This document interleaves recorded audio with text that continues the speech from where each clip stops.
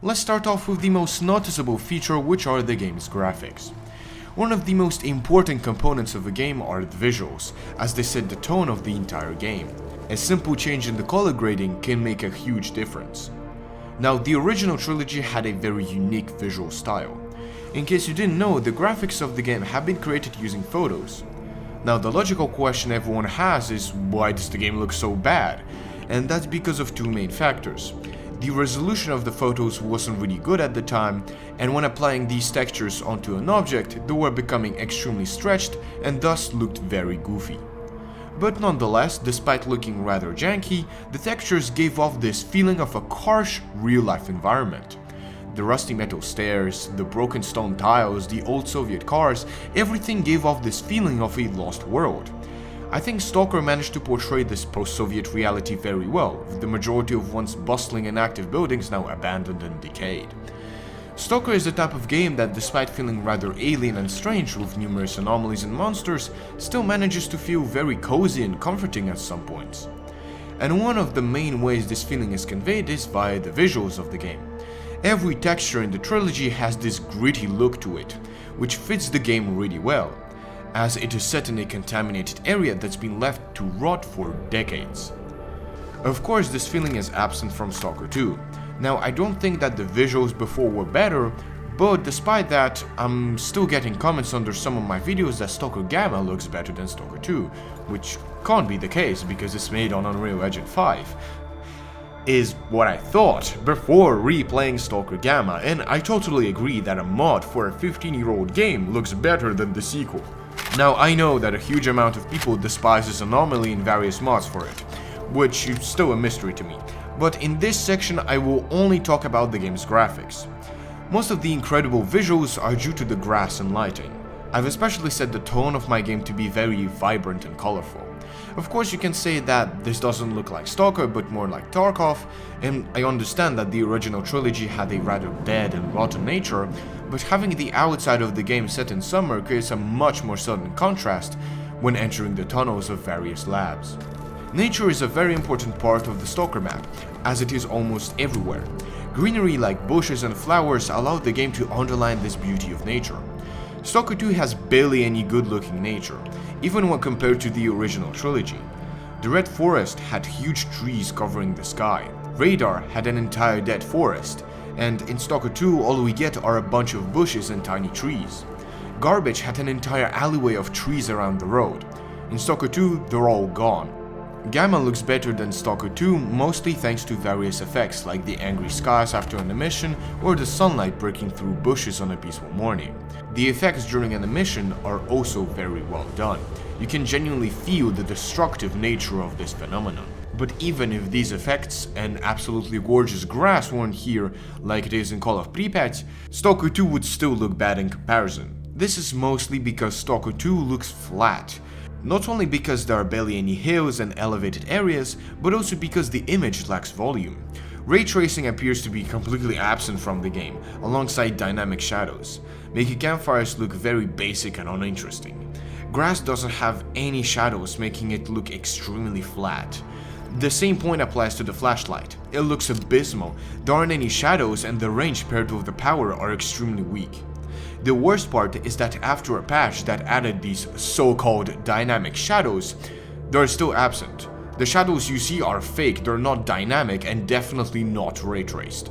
The lighting also appears to behave very strangely. The illumination of the room changes depending on where you look. For the game, if the light is covered, it doesn't exist. This creates tons of visual problems and just makes the game look awful.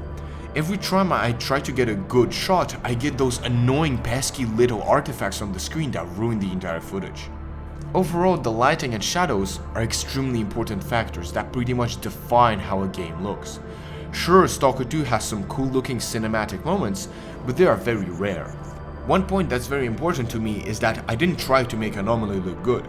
I didn't try to set the theme and the camera angle, I just decided to take some screenshots. And if you don't believe me, ask my viewers. Under my All Mutants and All Factions video, I kept getting comments asking for my custom mod pack, because of how good it looks. Speaking of which, don't worry, I will make a video about my mods and how to install them. The point I'm trying to make is that my goal in these videos wasn't to make the game look good, it was just to show some locations and enemies. In Stalker 2, to get a good looking shot, you have to try to get the right weather at the right time. And another final factor you have to consider is that my gamma version, all of the footage you're seeing right now, is outdated. Because I'm playing on 091 and the newest version is 0931. I'm 3 versions late. And after seeing the footage from these new versions, I'm absolutely blown away. The fact that a 15-year-old game can look better than the sequel is just baffling to me. Stalker 2, without any exaggeration, looks worse than its 15-year-old half-brother.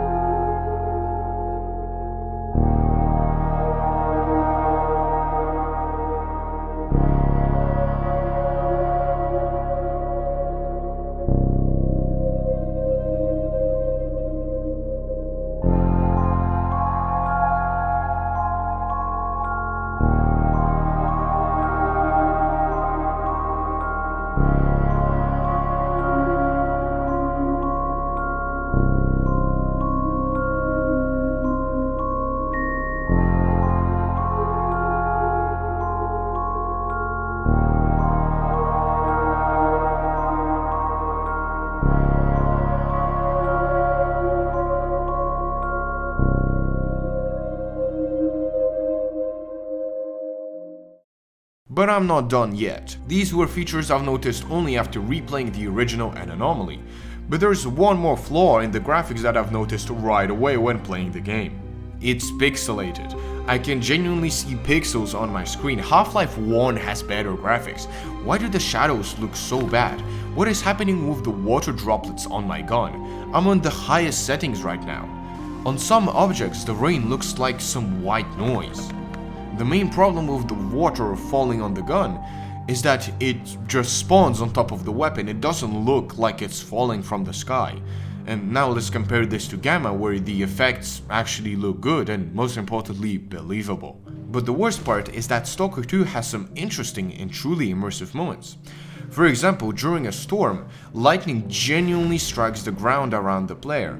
You can get hit by lightning, but it wouldn't deal any damage, but the fact that this is even a possibility is mind-blowing. The gigantic red cloud spewing out lightning during animation looks beautiful.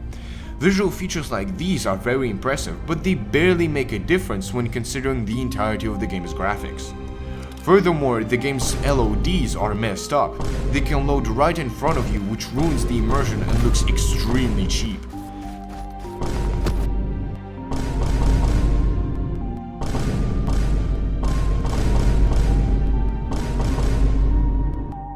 In the original, this was avoided by using fog to hide objects spawning in. I can talk about the visuals of the games for a long time, but you can clearly see how drastically they changed between the trilogy and the sequel. Thanks to Unreal Engine 5, Stalker 2 has lost its unique aesthetic, and now just looks like a regular AAA game made on Unreal Engine 5. I know this section wasn't really detailed and that there are a lot of other videos that go much more in depth regarding the graphics of the game. Personally, I don't really care about the graphics of the game, if the gameplay is good. I mean, I played The Binding of Isaac and Project Zomboid. But one thing I absolutely can't stand are the various visual glitches and artifacts that appear on the screen. I've already mentioned the white noise during the rain, but there are many examples of this that make it really hard for Stalker 2 to look good. Now let's discuss another part that affects the visuals of the game, which is the UI. The important part when talking about an immersive game like Stalker is to not do too much. Thankfully, the health, ammo and item icons are quite small and fade away if not used, which is a nice touch and definitely makes the screen cleaner. But of course, GSC had to ruin everything by adding a compass at the top. Why? This is horrendous and it certainly has nothing to do in this game.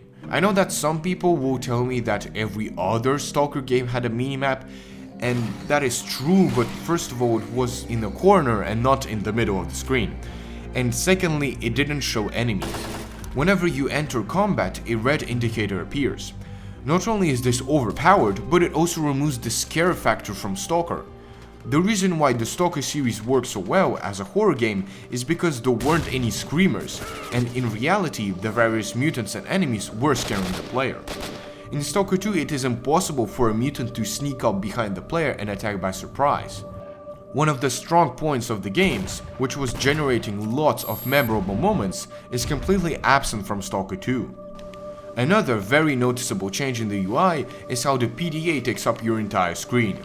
Now, to be honest, we've already seen this in other Stalker games like Call of Pripyat, but here it's much more noticeable, as the character brings his PDA up to his nose as if he was burying his face in it.